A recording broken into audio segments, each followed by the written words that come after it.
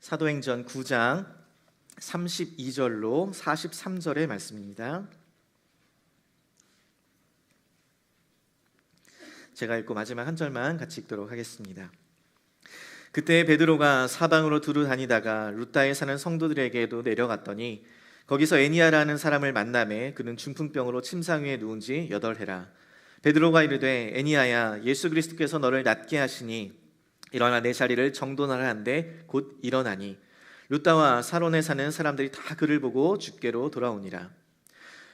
요바에 다비다라는 여제자가 있으니 그 이름을 번역하면 도르가라. 선행과 구제하는 일이 심히 많더니 그때 병들어 죽음에 시체를 씻어 다락에 누이니라. 루다가 요바에서 가까운지라 제자들이 베드로가 거기 있음을 듣고 두 사람을 보내어 지체 말고 와달라고 간청하여 베드로가 일어나 그들과 함께 가서 이르매 그들이 데리고 다락방에 올라가니 모든 과부가 베드로 곁에 서서 울며 도르가가 그들과 함께 있을 때에 지은 속옷과 겉옷을 다 내보이거늘 베드로가 사람을 다 내보내고 무릎을 꿇고 기도하고 돌이켜 시체를 향하여 이르되 다비다야 일어나라 하니 그가 눈을 떠 베드로를 보고 일어나 앉은지라. 베드로가 손을 내밀어 일으키고 성도들과 가부들을 불러들여 그가 살아난 것을 보이니 온 요빠 사람이 알고 많은 사람이 주를 믿더라. 같이 읽습니다. 베드로가 요빠에 여러 날 있어 시몬이라 하는 무두장이의 집에서 머무니라. 아멘. 스데반의 죽음 후 사도행전 8장은 예루살렘의 교회에 큰 박해가 있어서 많은 성도들이 유대와 사마리아 땅으로 다 흩어지게 되었을 때에 스데반과 함께 있었던 7 집사 중 하나인 빌립은 사마리아인들과 또 에디오피아 사람들에게 복음을 전하게 된 것을 기록합니다. 그리고 나서 9장은 사울이 다메섹으로 믿는 자들을 결박하려고 할 때에 그 가는 길에 예수님을 만나게 되어서 회심한 사건을 기록합니다. 그 후에 아나니아를 통하여서 눈을 다시 뜨게 되었고 바나바를 통하여서 사도들과 제자들과 함께 하게 되어서 다메섹과 예루살렘에 복음을 전하게 되었고 온 유대와 갈릴리아와 사마리아 있는 교회가 평안하여서 든든하게 서고 주를 경외함과 성령의 위로가 함께하는 가운데 내적인 성숙과 외적인 성장이 일어났다는 것을 배웠습니다. 자, 이렇게 흩어진 사도들과 제자들, 사울이 유대와 사마리아 땅에 또 다메섹에 복음을 계속 전하고 있을 때에 흩어지지 않고 예루살렘에 머물고 있었던 그 사도들은 무엇을 했는가? 그들은 예루살렘에 머물렀지만 빌립을 통하여서 사마리아의 복음이 전해졌을 때에 베드로와 요한은 그들에게 가서 성령 받기를 간구하였고 돌아오는 길에도 여러 마을을 지나면서 복음을 전했습니다. 그러니까 오늘 본문 9장 하반부는 다시 사도들에게 포커스를 맞추면서 예루살렘에 머물렀던 사도들과 예루살렘으로부터 흩어졌던 제자들을 통하여서 계속적으로 복음이 전파되고 증거되고 있었다는 것을 보여주는 것입니다. 그 가운데 오늘 본문은 베드로를 통해서 일어난 2가지 치유의 사건을 기록하는데 이전까지는 대부분이 불신자에게 이루어진 불신자 가운데서 치유됐던 것과는 달리 여기서는 처음으로 믿는 자의 치유가 기록되어 있습니다. 또한 이전에는 치유받는 사람들의 이름이 등장하는 경우가 없었는데 여기서는 2 사람의 이름이 모두 언급됩니다. 이렇게 오늘 본문은 이전과는 구별된 특징을 가진 치유의 사건으로 기록되어 있지만 이전과 동일한 특징을 가지고 있는 것도 있는데 그것은 바로 이 2 기적이 모두 예수 그리스도를 통한 기적이었다는 사실입니다. 저는 오늘 본문에 나오는 2 기적의 스토리를 먼저 살펴본 후에 2 기적을 통해서 저자가 이야기하는 것이 무엇인지를 함께 알아볼 텐데 이를 통하여서 치유의 역사는 오직 예수 그리스도를 통해서만 이루어진다라는 이 사실을 분명하게 깨닫게 되기를 간절히 소망합니다. 오늘 본문은 이렇게 시작합니다. 32절 말씀에 보니까 그때에 베드로가 사방으로 두루 다니다가 루다에 사는 성도들에게도 내려갔더니 이렇게 기록합니다. 저자인 누가는 이 베드로 사도가 원래 예루살렘에 머물고 있었던 사도가 사방으로 두루 다니다가 성도들에게 내려갔다라고 기록합니다. 그러니까 제자들이 온 유대와 사마리아 땅에 흩어져서 복음을 전하고 있을 때 사도들은 예루살렘에 그냥 머물러서 가만히 있었던 것이 아니라 사방으로 두루 다니면서 성도들을 직접 찾아가 신방을 했던 것으로 보입니다. 예수를 믿음으로 인해 박해를 받고 고난 가운데 있는 성도들을 위로하며 또 격려하며 믿음 안에 세워졌다는 것이에요. 그러던 중에 베드로는 지금 자연스럽게 루다라는 지역에 가게 되었는데, 이곳은 예루살렘으로부터 북서쪽으로 하루길이 걸리는 지역으로서 이스라엘 해안가를 따라서 남북으로 길게 뻗은 이 샤론 평화와 가까운 교통의 요지였습니다. 이곳에 베드로가 에니아라는 사람을 만나게 되었는데, 이전에 베드로가 루다에 사는 성도들에게 갔다고 언급한 것으로 보아 이 에니아라는 사람은 예수를 믿는 제자, 성도였다라는 것을 우리는 알 수 있습니다. 그런데 성경이 그를 뭐라고 표현하는가? 중풍병으로 침상위에 누운 지 8해, 8년이라는 시간이 지났다는 것이에요. 여러분, 중풍병이라는 것은 고혈압이나 뇌출혈로 인하여서 생기는 발병하는 병으로서 전신이나 또는 반신, 또 신체의 일부가 마비되는 병을 이야기합니다. 그러니까 이 애니아라는 사람은 신체가 마비된 상태로 움직이지도 못하고 침상에 8년이나 누워 있었다는 것이에요. 일어나서 스스로 밥도 먹지 못합니다. 일도 하지 못해요. 화장실도 혼자 갈 수 없습니다. 누군가에게는 아주 평범한 일상이지만 이 병자에게는 꿈과 같은, 기적과 같은 일이었다는 것입니다. 이 병자의 고통을 누가 이해할 수 있을까요? 이 중풍병자의 아픔을 누가 상상이나 할 수 있었을까요?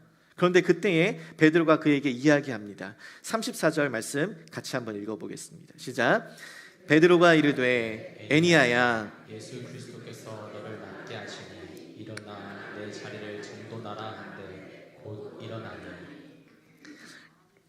애니아라는 이 병자는 8년 동안 중풍병으로 인해 누워만 있었습니다. 병원에 안 가봤을까요? 약을 안 먹어봤을까요? 용하다는 사람 안 만나봤을까요? 성도라는데 기도 안 해봤을까요? 8년이라는 세월 동안 이 병을 고치기 위해 얼마나 많은 노력을 해보았을까요? 얼마나 여러 가지 시도를 해보았을까요? 그런데 어느 날 베드로라는 사도를 만났는데 그가 일어나 하는 말이 일어나 정돈하라 라고 명령을 내리자마자 곧 일어나게 되었다라는 것입니다. 여기서 우리는 의아한 것, 좀 심상치 않은 것들을 두 가지 보게 됩니다. 하나는 치유를 일으킨 베드로의 행동이고 또 하나는 베드로의 말의 내용입니다. 8년 동안 아무도 고치지 못한 이 중풍병을 베드로가 치유했습니다. 그런데 도대체 베드로가 무엇을 했길래 이 중풍병자가 나았을까요? 한국인의 만병통치약인 빨간 약 발라주었을까요? 군대에서 두통이 생기면 이마에다가 의무실에 갔을 때 이마에 발라준다는 그 전설의 빨간 약, 이 빨간 약 발라주어서 나았던 것일까요? 아니면 엄마 손은 약손 하면서 배를 이렇게 문질러줬어, 그렇게 나았을까요? 아니 뭐라도 좀 해야, 그래야 어떤 행동이라도 있어야 그래서 베드로가 한 행동으로 인하여서 이 사람이 나았구나 라고 생각이라도 할 텐데 성경에는 그런 기록이 하나도 없습니다. 그냥 그의 행동은 단 한 가지였어요. 말한 것. 그 말 한마디가 그렇게 했다는 것입니다. 그런데 그렇다면 도대체 그가 한 말의 내용이 무엇이었길래 그가 나올 수 있었을까요? 일어나 내 자리를 정돈하라, 이 한마디였어요. 여러분, 사실 이것은 특별한 능력이 없어도 누구나 다 할 수 있는 말이잖아요. 심지어 이 말은 제가 우리 아이들한테 하루에도 수십 번 이야기하는 이야기입니다. 야, 일어나서 얼른 정리해. 일어나서 얼른 청소해. 똑같은 말을 하는데 저희 집에서는 본문의 말씀처럼 치유는 잘 안 일어납니다. 짜증과 분노만 일어나요. 아이들은 왜 내가 이 청소를 해야 되냐고. 저는 그럼 네가 어지럽혔는데 네가 해야지 내가 하냐. 서로 막 싸우게 되니까 치유는커녕 오히려 상처만 남습니다. 여러분, 사실 생각해보면 이 애니아도 이 말에 짜증과 분노가 일어날 법하거든요. 일어나 내 자리를 정돈하라. 아니 내가 그거 안 해봤겠냐고요. 내가 안 일어나고 싶겠냐고요. 내가 일어나서 정돈 안 하고 싶겠냐고요. 내가 일어나기만 하면. 그런데 일어난 거예요. 그 말을 듣고. 도대체 이것이 어떻게 가능한 것인가? 여러분, 성경은 베드로가 일으킨 이 기적적인 치유의 사건이 가능한 이유를 단 한 가지로 명시합니다. 그게 뭐냐면 예수 그리스도께서 너를 낫게 하시니. 베드로는 다른 어떤 행동도 아닌 단지 말을 한마디 했을 뿐입니다. 베드로의 말도 누구나 다 할 수 있는 그런 평범한 말이었어요. 그러나 8년 동안 침상에서 누워 있었던 이 중풍병자를 일어날 수 있었던 것은 예수 그리스도께서 그를 낫게 하셨기 때문이라는 것입니다. 여기서 이 베드로의 선포는 한 가지 중요한 사실을 가르쳐 줍니다. 이 치유의 사건은 치유를 받는 자, 이 병자의 믿음으로 인하여서 치유가 일어난 것이 아니라는 것이에요. 치유를 선포하는 자 베드로의 능력을 통하여서 일어난 것도 아니었습니다. 중풍병자가 치유된 이 치유의 기적의 주체는 예수 그리스도이심을 믿으시기를 바랍니다. 사실 이것은 사도행전에서 처음 나타나는 패턴이 아닙니다. 요한복음 5장에 나타난 기록된 이 베데스다의 연못가에 38년 된 병자도, 또 누가복음 7장에 나타난 나인성 과부의 아들도 어떠한 믿음의 반응도 없이 그들은 치유함을 받았습니다. 그러니까 성경이 일관적으로 이야기하는 것은 치유는 우리의 믿음의 크기나 자격에 대한 보상이 아니라 값없이 베풀어 주시는 하나님의 주권적인 은혜라는 것이에요. 사도행전의 저자인 누가는 치유의 기적이 성도의 믿음의 여부, 성도의 행함의 믿음의 여부, 또는 치유를 선포하는 자의 믿음의 여부, 능력의 여부에 따라 달려있는 것이 아니라 오직 하나님의 주권에 달려있다라는 것을 말하고자 하는 것입니다. 그래서 치유를 경험한 자들도, 치유의 기적의 도구로 쓰임받은 자들도 자신이 했다고 자랑할 수 없다는 것이에요. 저는 사랑하는 우리 성도님들이 이 치유는 오직 예수 그리스도를 통한 하나님의 주권적인 역사임을 믿으시기를 간절히 소망합니다. 이렇게 치유의 기적이 전적인 하나님의 주권이라는 사실은 우리로 하여금 하나님의 주권을 신뢰하고 또 그분의 뜻과 계획에 겸손하게 엎드리게 합니다. 그런데 여러분, 이 말을 종종 그럼 믿음이 중요하지 않네 라고 오해할 수가 있다는 것이. 그러나 치유가 전적인 하나님의 주권이라는 사실은, 치유는 믿음을 조건으로 이루어지지 않는 것이라는 것뿐이지 믿음이 무의미하다는 것은 아닙니다. 바로 그 이야기가 오늘 본문 하반부에 나오는 다비다라는 여인을 살리신 이야기입니다. 오늘 본문은 또 다른 치유의 기적을 경험한 한 여인을 소개하는데 36절에 보니까 요바에 다비다라는 여제자가 있으니 그 이름을 번역하면 도르가라, 선행과 구제를 하는 일이 심히 많더니 라고 기록합니다. 선행과 구제를 아주 많이 했던 사람, 그런데 그런 그녀가 병들어 죽게 되었다는 것입니다. 아무리 착한 일을 하고 아무리 다른 사람을 많이 도와주어도 그 선행과 구제가 우리 인간에게 정해진 죽음을 피할 수 없다는 것이에요. 그런데 여기서 우리는 선행과 구제를 많이 한 다비다라는 한 여인이 죽었을 때 특별한 점 한 가지를 발견할 수 있습니다. 그것은 당시 유대 관습으로는 통상적으로 시체를 당일에 바로 매장했습니다. 그래서 우리가 지난번 사도행전 5장의 말씀을 볼 때에 아나니아가 성령을 속여서 죽게 되었을 때 사람들은 바로 시신을 싸서 메고 장사했다라고 기록합니다. 그런데 오늘 여기 본문에는 죽은 시체를 씻은 다음에 바로 땅에 장사를 했던 것이 아니라 어디에 누웠대요? 다락에 누웠다라고 기록합니다. 왜요? 왜 그랬을까요? 우리 38절 말씀 보시죠. 룻다가 요바에서 가까운지라 제자들이 베드로가 거기 있음을 듣고 두 사람을 보내어 지체 말고 와달라고 간청하여 라고 기록합니다. 다비다가 죽었습니다. 그 시체도 씻었어요. 그런데 땅에 장사하지 않고 다락 위에 누웠다는 것입니다. 2층에. 그리고 뭐 했대요? 제자들이 가까운 곳에 있던 베드로를 불렀대요. 그가 오기를 지체 말고 와달라고 간청했다는 것입니다. 무슨 이야기예요? 그녀를 살려달라는 이야기입니다. 39절에도 보면 모든 과부들이 그녀의 죽음을 보고 함께 울고 그녀가 지은 속옷과 겉옷을 다 내보였대요. 그만큼 다비다라는 이 신자는 자신의 물질과 시간, 에너지를 소비하면서 선행을 베풀고 구제를 베풀었던 사람이라는 것입니다. 그래서 다른 사람들이, 모든 사람들이 그녀의 죽음에 슬피 울었다라고 기록합니다. 도르가, 이 다비드는 다른 신자들에게 정말 사랑과 존경을 받았던 그런 사람이었습니다. 그러니까 여러분, 우리가 이 세상을 떠날 때 신자들은 주변 사람들로부터 이런 이야기를 들을 필요가 있습니다. 평소에 항상 교회 다닌다고 예수 믿는다라고 하는 사람이 죽었는데 그 소식을 들은 주변 사람들이 하는 말이 갈 때 됐어, 괜찮아. 살 만큼 살았잖아, 사람들 원래 다 죽는 거야. 여러분, 이런 이야기 들으면 얼마나 슬프겠어요. 주변 사람들에게 어떤 선한 영향도 미치지 못했다는 반증일 수 있다는 것입니다. 그런데 다비다는 그곳의 모든 과부들이 그녀의 죽음을 슬퍼할 정도로 많은 사람들에게 귀감이 되었던 부재와 선행을 베풀었던 신자였다는 것이에요. 그래서 주변 많은 사람들이 이 다비다의 죽음 앞에 슬퍼하며 베드로를 불러왔어요. 왜요? 왜 베드로를 불렀을까요? 도르가는 이미 죽었는데 왜 불렸다는 거야? 죽었으니까 이제 베드로에게 장사를 지내달라고 했을까요? 베드로가 원래 어부였으니까 힘도 잘 쓰고 그래서 보였으니까 땅을 제일 잘 파는 사람이라서 그래서 베드로 부른 거예요? 아니죠. 그들이 베드로에게 기대하는 것은 그런 것이 아닙니다. 그 사람들은 알고 있었어요. 성전 미문에 나면서부터 앉은맹이였던 자를 일으켰던 그 사람이 누구였어요? 베드로였습니다. 그 베드로에게 기대했던 것은 다른 어떤 것이 아니었습니다. 죽은 그녀가 살아나기를 기대했다는 것이에요. 저는 여기서 이들의 믿음, 이들의 신앙을 주목해 보고 싶습니다.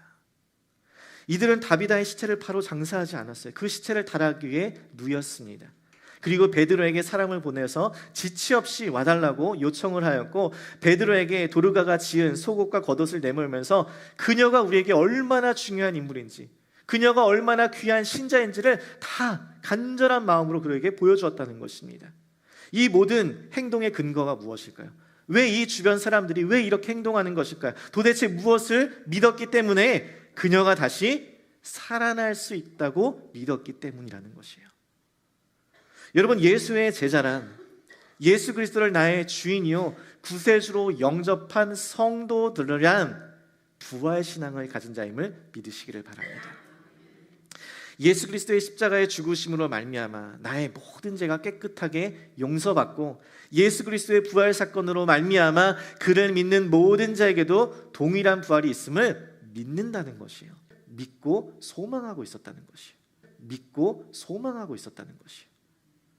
저는 여러분, 이것이 너무 귀한 거예요. 하나님의 역사하심에 대한 믿음, 하나님의 일하심에 대한 소망, 하나님의 그 꿈과 비전이 공동체 가운데 함께 나누어지고 있었다는 것입니다. 어머, 다비다가 병들어서 죽었어. 어떻게, 정말 큰일 났다. 너무나 마음이 아프다. 근데 우리 기도해보자. 죽은 대로 살리신 그 하나님이시잖아. 베드로를 불러서 그냥 빨리 와달라고 하자. 이렇게 하는데, 그런데 에이, 베드로 불러서 뭐해? 이미 죽었는데 뭐. 그거 불러서 뭐 할 거야? 죽은 자가 다시 살아나기라도 하겠어? 여러분, 만약 공동체 안에 이러한 마음과 생각이 팽배해져 있다면 이들이 다비다를 살리신 하나님의 역사를 경험할 수 있었을까요? 여러분, 저는 우리 공동체 안에도 하나님의 역사하심에 대한 기대와 소망, 믿음이 있기를 간절히 소망합니다. 전능하신 하나님이 우리와 함께 하신다면, 보잘것없는 우리들의 삶도 주님께서 사용하신다면, 그래서 내 인생도 주님 손에 붙들린다면 그 하나님의 놀라운 구원의 역사가 나를 통해서도, 나의 가정을 통해서도, 우리 교회를 통해서도 이루어지리라. 이러한 믿음과 소원, 그 간절한 간구와 끈질긴 기도 끝에 하나님 앞에 나아갈 때에 하나님의 역사를 경험할 수 있게 된다는 것입니다. 이러한 간절함으로 기도할 때에 40절 말씀 보시죠. 베드로가 사람을 다 내보내고 무릎을 꿇고 기도하고 돌이켜 시체를 향하여 이르되 다비다야 일어나라 하니 그가 눈을 떠 베드로를 보고 일어나 앉는지라. 지금 베드로가 여기서 사람들을 다 내보냈습니다. 그리고 먼저 시체를 향하여서 기도한 것이 아니었어요. 죽은 시체에게 제발 좀 일어나 달라. 내가 양심이 있지, 내가 체면이 있지, 좀 시체가 일어나라. 이렇게 요청한 것이 아니었어요. 그는 먼저 반대 방향으로 가장 먼저 한 것은 무릎을 꿇고 기도한 것입니다. 누구에게요? 죽은 시체가 아니라 살아계신 하나님께. 우리의 생명이 하나님께 달려있으니 생명의 주관자 되시는 그 하나님을 의지하며 그분께 기도한 것이에요. 그 기도 후에 돌이켜서 시체에게 이렇게 이야기합니다. 다비다야 일어나라. 그러자 그가 눈을 떠 베드로를 보고 일어나 앉았습니다. 그리하여 베드로가 손을 내밀어서 그녀를 일으키고 사람들을 불러서 그녀가 살아난 것을 사람들에게 보게 합니다. 보여주어요. 그러니까 다비다가 일어난 후에 베드로가 이렇게 자연스럽게 일어나서 앉게 하고 사람들에게 보여주는 이 행동은 무엇을 의미하는 거예요? 베드로는 그녀가 일어날 것을 알고 있었다는 것이요, 믿었었다는 것입니다. 죽은 사람이 다시 일어나는데도 놀라지 않았다는 것이요, 믿고 있었으니까. 여러분, 미국에서 우리 장례 예배를 드리면 관을 열어놓잖아요. 여러분, 그때에 여러분이 시체를 향하여서 일어나라 했는데 갑자기 정말 일어나면 여러분 안 무서우시겠어요? 웰컴백 하면서 악수하시겠어요? 너무 무서울 거 아니에요. 분명히 죽은 사람이니까. 근데 죽었던 다비다가 다시 일어나도 베드로는 전혀 놀라지 않습니다. 그녀를 손을 잡아서 일으켜줘요. 그리고 사람들에게 보여줍니다. 왜요?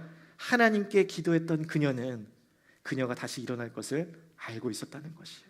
믿었다는 것이에요. 하나님의 계획을 본 것입니다. 그녀가 살아난 이유, 그 치유의 기적의 목적을 알고 있었거든요. 42절 말씀 보시죠. 같이 읽습니다. 온 요파 사람이 알고 많은 사람이 주를 믿더라. 아멘. 죽었던 그녀가 살아났던 사실을 온 요파 사람이 알게 됩니다. 그리하여 많은 사람이 주를 믿게 되었다는 거예요. 무엇을 믿게 되었다는 것이에요? 예수는 죽은 자도 살릴 수 있는 능력의 하나님이라는 사실을. 자, 이렇게 오늘 본문을 통해서 우리는 두 가지 치유 사건을 살펴보았습니다. 베드로가 중풍병자 애니야를 고친 사건은 중풍병자의 어떠한 믿음의 반응도 없이 이루어진 치유의 사건이었지만, 두 번째 죽은 다비다를 살리신 사건은 그녀의 죽음을 슬퍼하던 자들의 믿음과 이 베드로의 믿음을 통해서 이루어진 치유의 사건이었습니다. 그런데 이렇게 서로 다른 모습으로 이루어진 치유의 사건에서 우리는 아주 동일한 치유의 원리를 발견하게 되는데, 이것이 바로 오늘 본문의 핵심입니다. 오늘 두 가지 다른 치유의 사건 속에서 보여주는 동일한 원리, 그 첫 번째는 무엇이냐? 두 기적 모두 예수의 본을 따랐다는 것입니다. 중풍병자 애니야의 치유는 예수님께서 가버나움에 살던 중풍병자를 고치신 것을 상기시는 사건으로서, 예수님이 일어나 내 침상을 가지고 집으로 가라라고 말씀하신 것처럼 베드로도 동일하게 애니야에게 일어나 내 자리를 정돈하라라고 말합니다. 다비다의 치유도 예수님께서 회당장 야이로의 딸에게 그 딸을 살리신 그 사건을 상기시키는 것으로서, 예수님이 사람들을 다 내보내고 아이에게 달리다 쿰 소녀야 일어나라 라고 말씀하신 것처럼, 오늘도 이 본문에서 베드로는 사람들을 다 내보내고 다비다의 시체를 에게 향하여서 다비다 쿰 일어나라 라고 이야기합니다. 그러니까 베드로는 예수님을 그대로 따라한 것입니다. 예수님께 배운 것을 그대로 적용하고 있었다는 것이에요. 베드로는 예수님께서 가버나움의 중풍병자를 살리시고 고치시고 이 회당장 야이로의 딸리신 것을 살리실 때에 그 옆에서 예수님의 능력이 무엇인지를 보았습니다. 그 치유의 능력을 보았다는 것이요. 그리고 이제 베드로 앞에 중풍병자 애니야와 죽은 그 다비다가 있을 때에 예수님께서 행하신 대로, 예수님께서 말씀하신 대로 선포하여 명령하였다는 것이요. 일어나라. 여러분, 이것이 오늘날 예수 그리스도의 제자된 우리들이 예수 그리스도의 영으로 충만하여 예수 그리스도의 본을 따라 행할 때에 그 동일한 성령이 우리 가운데도 나타날 수 있음을 보여줍니다. 예수님께서는 요한복음 14장 12절에 이렇게 이야기합니다. 내가 진실로 진실로 너희에게 이르노니 나를 믿는 자는 내가 하는 일을 그도 할 것이요. 믿으십니까? 이것이 어떻게 가능해요? 바로 앞에 10절 11절 말씀에 이렇게 이야기합니다. 내가 아버지 안에 거하고 아버지는 내 안에 계신 것을 네가 믿지 아니하느냐? 내가 너희에게 이르는 말은 스스로 하는 것이 아니라, 같이 읽습니다. 아버지께서 내 안에 계셔서 그의 일을 하시는 것이라. 아멘. 내가 아버지 안에 거하고 아버지께서 내 안에 계심을 믿으라. 그렇지 못하겠거든 행하는 그 일로 말미암아 나를 믿으라. 지금 예수님께서 하시는 말씀은 아버지 하나님께서 그분의 영이 내 안에 계시기 때문에 내가 이 일을 행할 수 있다라는 것이에요. 즉 우리도 예수를 믿으면, 그리하여 예수가 그의 영이 우리 안에 거하고 내주하신다면 우리도 그 예수로 말미암아 우리에게도 동일한 놀라운 성령의 역사가 나타난다라는 것입니다. 자, 여기서 우리는 두 번째 원리를 발견할 수 있습니다. 두 기적은 모두 예수님의 능력으로 행해졌다라는 것입니다. 베드로가 중풍병자 애니야를 고친 것이 아닙니다. 예수께서 너를 낫게 하시니라고 이야기했습니다. 베드로가 죽은 다비다를 살린 것이 아닙니다. 그는 무릎 꿇고 먼저 하나님께 기도했습니다. 그 치유가 하나님의 뜻인 줄 확인하고 다비다에게 선포한 것이었어요. 그러니까 오늘 본문에 나타난 두 가지 치유 모두 베드로가 고치고 살린 것이 아니라 그 안에 역사하고 살아계신 예수님의 능력이 행한 것임을 믿으시기 바랍니다. 우리는 우리 스스로 우리가 원한다고 우리의 능력으로 이러한 성령의 역사나 치유의 기적이 나타날 수 없습니다. 그러나 우리가 예수를 믿을 때에, 그 예수의 영으로 충만할 때에, 우리의 예수가 본을 따를 때에 예수의 능력이 우리를 통하여서 나타날 수 있다라는 것이에요. 예수의 영이 충만함으로 말미암아 그 능력이 우리를 통해서 나타나지는 것뿐이라는 것이, 우리에게 능력이 있는 것이 아니라. 여러분, 다비다는 죽은 상태였습니다. 죽은 그녀가 어떻게 베드로의 음성을 듣고 일어날 수 있을까요? 그것은 베드로의 능력이 아니라 그 속에 역사하시는 예수의 능력, 예수의 음성이 있었기 때문이라는 것이에요. 예수님은 이렇게 말씀합니다. 요한복음 5장 25절에 진실로 진실로 너희에게 이르노니 죽은 자들이 하나님의 아들의 음성을 듣을 때가 오나니 곧 이때라. 듣는 자는 어떻게 된대요? 살아나리라. 아멘. 예수의 음성을 듣는 자는 살아난다는 거예요. 죽은 다비다는 그 베드로의 음성 가운데 그 안에 살아계신 예수 그리스도의 음성을 듣고 일어나 살 수 있었다는 것입니다. 예수의 부활의 생명의 능력으로 다비다를 살린 것은 바로 다가올 날의 예표와도 같은 것입니다. 마지막 날에 바로 이와 같을 것이다 라고 말하는 것이에요. 주께서 구름 타고 하늘의 나팔 소리와 하나님의 나팔 소리로 친히 하늘로부터 강림하셔서 잠자는 모든 자들아 일어나라 라고 말씀하시면 죽은 자들이 그 음성을 듣고 일어나 부활의 영광을 누리게 될 것이다 라는 것을 보여주는 것이라는 거예요. 그래서 이 부활의 능력, 이 생명이 능력이 누구에게 있다고요? 오직 예수 그리스도에게 있다. 여러분, 이 두 가지 치유 사건을 보여주는 것입니다. 생명의 창조주요, 생명의 보존자요, 생명의 주관자 되시는 그 예수 그리스도만이 낫게 하신다. 치유와 회복은 오직 그리스도에게 달려있다.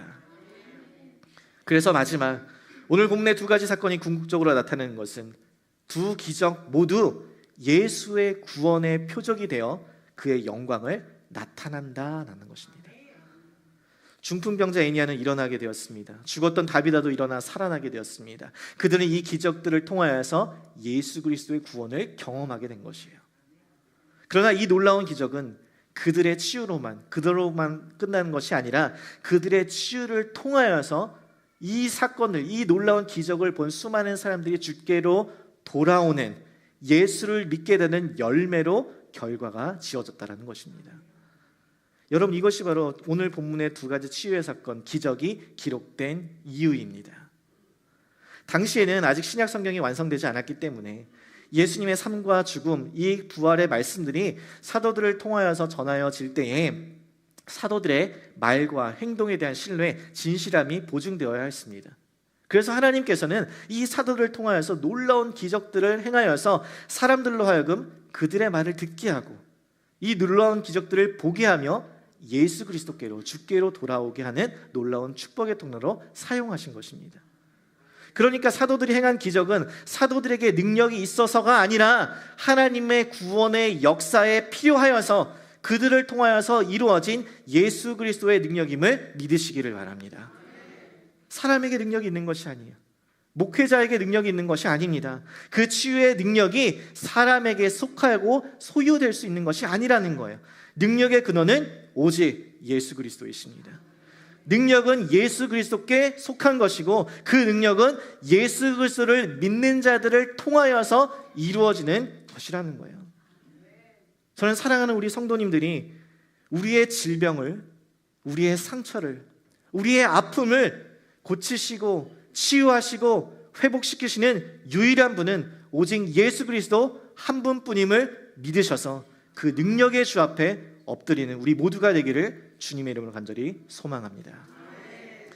말씀을 마무리하며, 여러분, 오늘 설교의 제목 예수께서 너를 낫게 하시니처럼 치유는 오직 예수께서 행하신 것이고 치유는 오직 예수께 달려있는 것임을 깨닫는 것이 너무 중요합니다. 여러분, 예수를 믿는 성도들조차도 이 치유에 대한 이 사실을 분명히 깨닫지 못하고 믿지 못할 때에 우리의 신앙에 있어서 큰 어려움과 시험을 마주하게 되고 또 자기 스스로를 괴롭히게 됩니다. 교회에서는 안 되고 기도원에 가야 병이 낫는다. 전도사는 안 되고 꼭 담임 목사한테 안수를 받아야 병이 낫는다.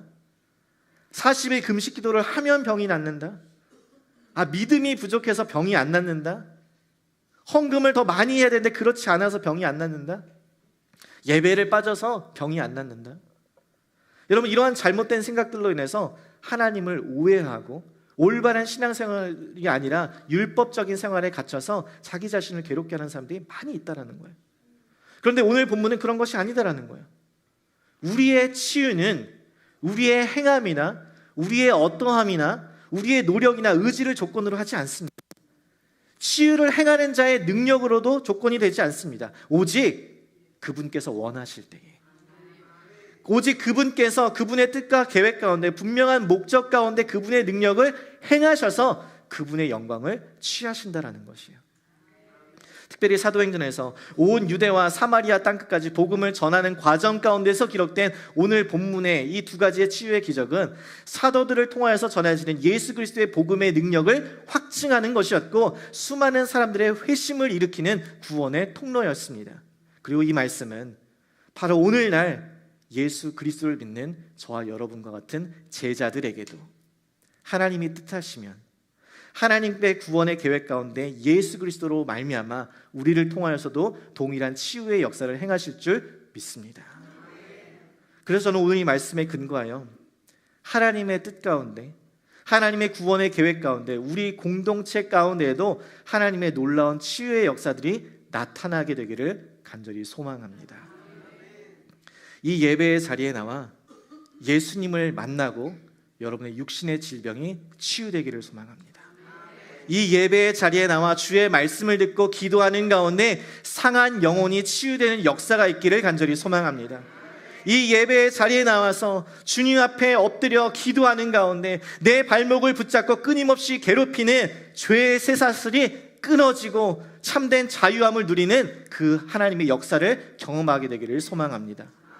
나의 영혼을 낙심하게 하고 나의 절망 가운데 빠뜨리며 나의 삶을 파괴하고 무너뜨리는, 나의 힘으로 도저히 벗어날 수 없는 모든 죄의 습관들, 중독들로부터 건진받는 진정한 치유와 회복이 있기를 간절히 소망합니다.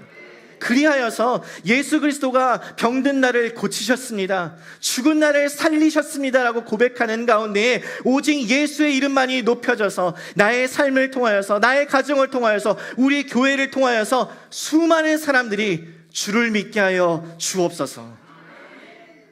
사랑하는 성도 여러분, 오늘 본문에 기록된 이 놀라운 치유의 역사를 사모하십시오. 그 예수의 영이 우리 안에 거하면 우리도 동일하게 치유의 역사를 경험할 수 있는 줄 믿습니다. 저는 사랑하는 우리 교회가 이 말씀을 듣고 끝내는 것이 아니라, 하나님, 나도 그 기적을 보기를 원합니다. 나도 그 기적의 주인공이 되기를 소망합니다.